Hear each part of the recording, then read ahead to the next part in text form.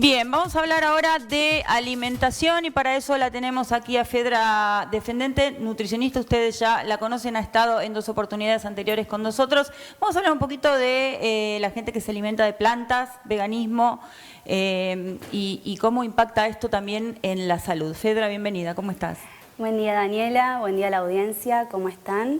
Sí, hoy vamos a hablar un poco acerca del patrón de alimentación a base de plantas. Bien, suena un poco raro, ¿no? Decir la gente que se alimenta de plantas, pero bueno, puntualmente ¿a qué nos referimos? Bueno, cuando hablamos de un patrón de alimentación basado en plantas, es mucho más que plantas solamente. Vamos a enfocarnos principalmente en 6 grupos de alimentos: frutas, verduras, legumbres, frutos secos, semillas y cereales integrales. Obviamente en este punto hacemos una diferencia que vamos a hablar de acá a lo largo de la entrevista, de un patrón de alimentación basado en plantas integrales, reduciendo el aporte de harinas refinadas, aceites y azúcares simples, ¿sí? Sí. Bueno, y esa gente que consume este grupo de plantas, digamos, ¿corre riesgos a nivel salud por un lado y beneficios por otros, por ejemplo? Bueno, actualmente hay muchas entidades que apoyan este patrón de alimentación basado en plantas.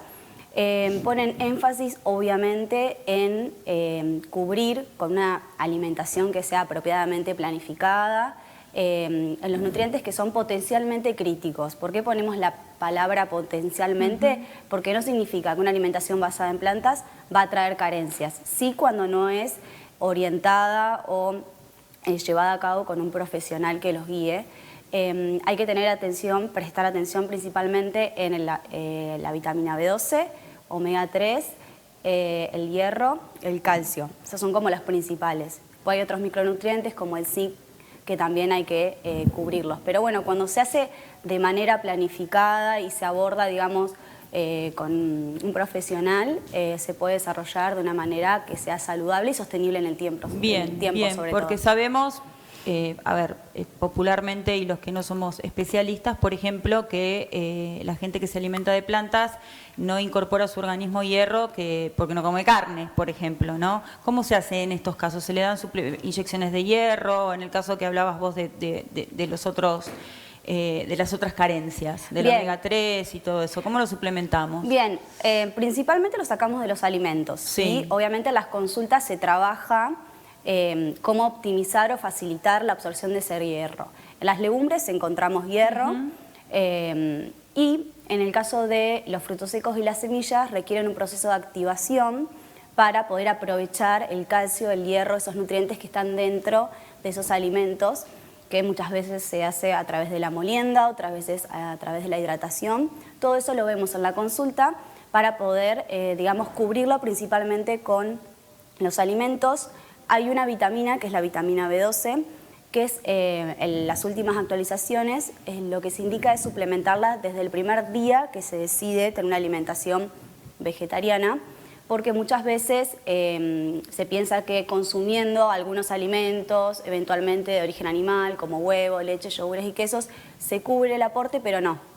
Esa sí hay que suplementarla desde el primer día, porque es muy importante a nivel neurológico y su deficiencia hay veces es muy difícil después revertirla. Entonces, es la única que se suplementa como por protocolo. Después los demás se van monitoreando los valores en un laboratorio y si se pueden cubrir solo con los alimentos y estas estrategias que aprendemos en el consultorio para optimizar y facilitar su absorción, en el caso de los micronutrientes, no haría falta suplementar, digamos, de antemano. Bien, ¿y qué pasa en el caso de la obesidad? Bueno, las guías canadienses que, digamos, abordan el tema de la obesidad ya recomiendan este patrón de alimentación más allá de que sea por una motivación de una creencia, una religión, sino también porque se ha visto que este patrón de alimentación basado en plantas, que dijimos que es mucho más amplio que solo plantas, tiene muchos beneficios en cuanto a la obesidad. Primero que son alimentos que tienen un aporte significativo de fibra alimentaria. Estuvimos hablando en la columna anterior acerca de la microbiota y demás. Sí. Bueno, obviamente nos va a dar la fibra más saciedad por un lado y por otro lado también se correlaciona con una microbiota más saludable, más diversa. Así que en eso es muy positivo.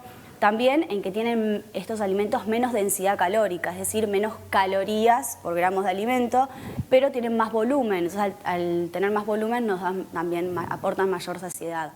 También incluimos otros micronutrientes como magnesio, potasio y bueno, es muy positivo también a nivel de, en el caso por ejemplo de las personas que tienen colesterol o triglicéridos elevados en sangre, también se ha visto que tiene un impacto positivo.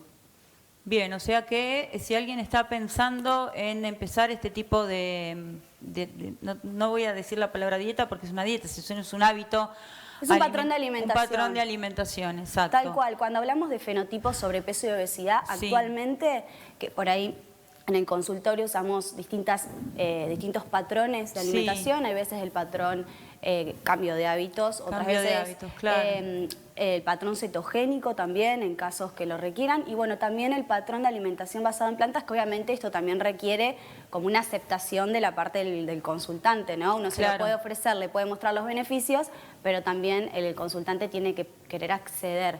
Realmente hay evidencia científica que demuestra que tiene un impacto positivo. Bien, es una opción más. Gracias, Fedra, como siempre, por estar acá. Hasta la próxima. Muchas gracias.